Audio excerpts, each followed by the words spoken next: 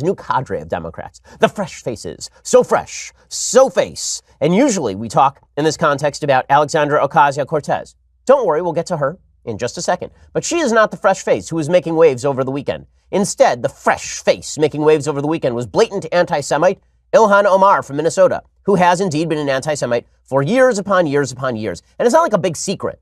You know, what's hilarious is that the same media that will suggest the entire Republican Party is anti-Semitic because Donald Trump was once close with some people who themselves were close with the alt-right.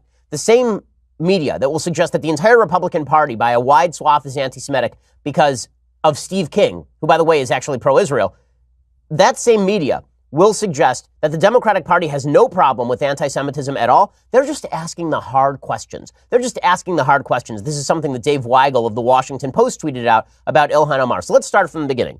Ilhan Omar's record. Okay, so Ilhan Omar back in 2012 tweeted that Israel was, quote unquote, hypnotizing the world. And then she spent years defending that tweet, suggesting there was nothing wrong with the tweet.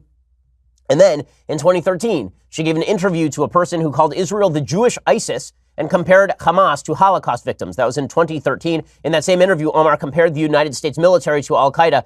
The account AG Conservative has a good summary of all of this over at Twitter. At her inauguration, Omar celebrated with Linda Sarsour, who herself is a blatant and ridiculous anti-Semite. She has come out as a supporter of the anti-Semitic BDS movement, which is boycott, divest, and sanction Israel. Leaders of that movement have been tied to terrorist groups, as in this week.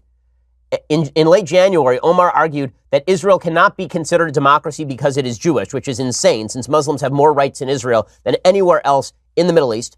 And by the way, there are plenty of democratic countries that have established state religions.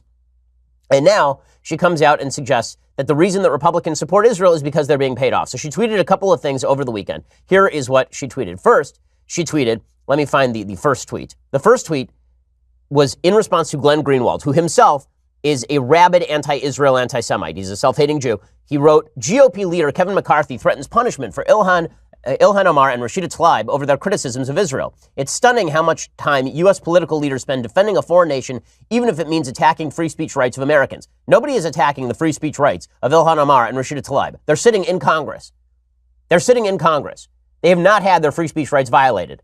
And yet, there's Glenn Greenwald suggesting that all of these Republicans are doing something deeply wrong by mentioning Ilhan Omar and Rashida Tlaib, both of whom happen to be radical anti-Semites. So Ilhan Omar tweeted out, quote, "It's all about the Benjamins, baby," with a little music symbol. Now, as a Jew, one of the oft-used anti-Semitic tropes, I mean, this has been true for thousands of years, is that the Jews control the monetary systems with their shekels, that the Jews are an evil, nefarious force behind world events spreading around money, and that the reason that people support the Jews is because they've been corrupted by the Jew gold. It's been the Jew gold behind Republican support for the state of Israel, which, of course, is a complete lie. The vast majority of Americans support Israel and support Jews because they're not anti-Semitic and because they recognize that Israel is fighting against some of the worst people on planet Earth. And it isn't really a hard choice when you have a choice between democratic country that respects individual rights and evil Islamist dictatorship that tries to murder civilians in their bed, right? Not a hard choice for most Americans. Very hard choice for a lot of Democrats, apparently. Ilhan Omar, though, suggests that the reason Republicans support Israel is because they're being paid off by the Jew gold. So she tweets that out. It's all about the Benjamins, baby. And then somebody asked for clarification. That'd be Batya Ungar-Sargon. Now, I know Batya. Nice enough lady. She and I have had a couple of email exchanges. I've written a couple of columns for The Forward, where she's the editor. The Forward is a very, very left-wing Jewish magazine. They are more than happy to cover for anti-Semites, so long as those anti-Semites can put a thin veneer of social justice over their anti-Semitism. Batya has spent years trying to pretend that Ilhan Omar and Rashida Tlaib and AOC, or at least months, trying to pretend that these three are not, in fact, anti-Semites or in league with anti-Semites. And she bends over backwards to use moderate language in response to anti-Semitism from these three. So Batya tweeted out, quote, "Would love to know who Ilhan thinks is paying American politicians to be pro-Israel, though I think I can guess. Bad form, Congresswoman. That's the second anti-Semitic trope you've tweeted." Okay, which again is a pretty weak way of putting this. Bad form. Bad form. You think that Batya was saying bad form about Steve King? You think Batya was saying bad form about Donald Trump after Charlottesville? None of the folks on the left, it was funny. Their response was basically, well, I wish she wouldn't use that language. It wasn't, I wish she would stop being a rabid anti-Semite who hates Jews. It wasn't, maybe we shouldn't have elected somebody like this. It wasn't, maybe we should take her off the House Foreign Affairs Committee where Ilhan Omar currently sits. It wasn't that. It was, it's really bad form that she sort of let the cat out of the bag with being a rabid anti-Semite and all. I wish she would sort of walk that back. So Ilhan Omar doubled down in response to Batya Ungar-Sargon, who again is extraordinarily left-wing. So Batya tweeted, would love to know who Ilhan Omar thinks is paying American politicians to be pro-Israel, though I think I can guess. And Ilhan Omar tweeted back, AIPAC. That would be the American Israel Public Affairs Committee. Number one, AIPAC does not really make a lot of contributions to politicians. The amount that they've spent on lobbying on a yearly basis, something like $3.5 million, okay, that is nothing compared to the beer lobby, which spends $20 million a year. Second of all, J Street spends a nearly equivalent amount of money on left-wing politicians. The reason that AIPAC gives money, that they lobby, the reason that they lobby politicians is for a particular purpose. But if you think that their lobbying, number one, is restricted to people who are supremely pro-Israel, that is not true. They had Barack Obama speak at the AIPAC conference controversially. They had Joe Biden speak at the AIPAC conference controversially. The only person I'm aware who has not been able to speak at the AIPAC conference was Ron Paul. So they allow pretty much everybody to speak at the AIPAC conference. AIPAC does not own the United States Congress by dint of paying people. This is sort of a similar trope to the idea that people in America are pro-gun because the NRA is signing them checks. Except now it's the nefarious Jews spending their shekels, the shekel masters spending their shekels, trying to convince Republican Congress people. Now, I have to mention, one of the weird things about this particular notion is the idea that Congress people are able to be bought and paid for. If that were the case, wouldn't you think that AIPAC would just ratchet up its spending and buy a bunch of Democrats? Why is it that everybody who's always worried about campaign spending is those people are themselves immune to such corruption?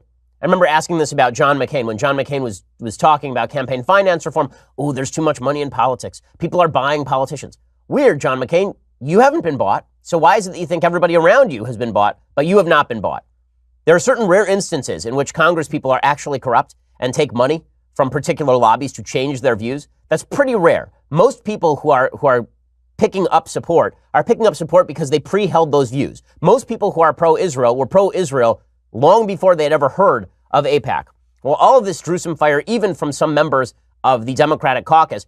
Congressman Max Rose, who's a Jew from New York, he tweeted out, when someone uses hateful and offensive tropes and words against people of any faith, I will not be silent. Congresswoman Omar's statements are deeply hurtful to Jews, including myself. Implying that Americans support Israel because of money alone is offensive enough. But to go a step further and retweet someone declaring their pain at her sentiment is simply unacceptable. What happened is that Ilhan Omar mistakenly retweeted somebody who said, she's obviously targeting the Jews. This is no different from her calling Jews hook-nosed. And she retweeted it, and then she unretweeted it after she realized what she had retweeted. So Max Rose says, at a time when anti-Semitic attacks are on the rise, our leaders should not be invoking hurtful stereotypes and caricatures of Jewish people to dismiss those who support Israel. In the Democratic Party and in the United States of America, we celebrate the diversity of our people and the gods we pray to as a strength. The Congresswoman's statements do not live up to that cherished ideal. Here's the reality. If you were calling, like I was, for a move toward a censorship motion against Steve King, for example, which a lot of people in the Democratic Party were calling for, how do you not have a censorship of a resolution of censure against Ilhan Omar for all of this?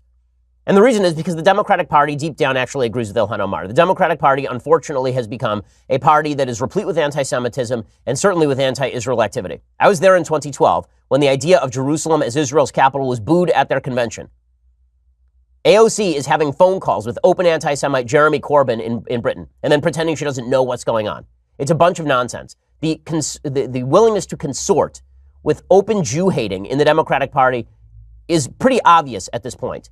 Nancy Pelosi so far has been pretty silent on this. Chelsea Clinton tweeted that she would reach out to Omar's office, and then Omar tweeted that she'd be happy to chat with Clinton.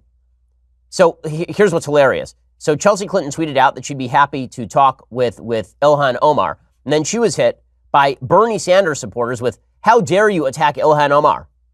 And Melissa Byrne, who's a Bernie Sandersite, she said, disappointed Chelsea Clinton is piling on Ilhan instead of reaching out to her. She is a new member of Congress and figuring out how to navigate calling out AIPAC, which is a terrible organization aligned with Bibi, and learning that a lot of folks will assume the worst.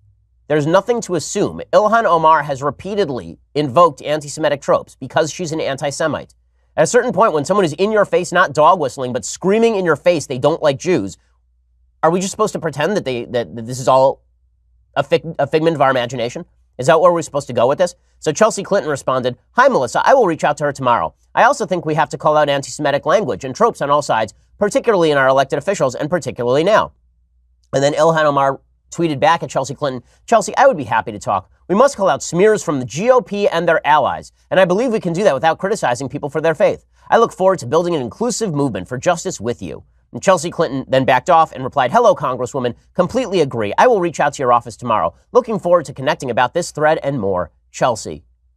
Weird. I don't remember Republican leaders saying about Steve King, "I look forward to connecting with Steve King to get clarification on his comments."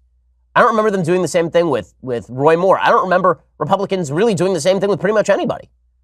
Okay, and this is not to say Republicans are superior to Democrats in every way. This is to suggest that Democrats are perfectly willing to overlook anti-Semitism in their own party.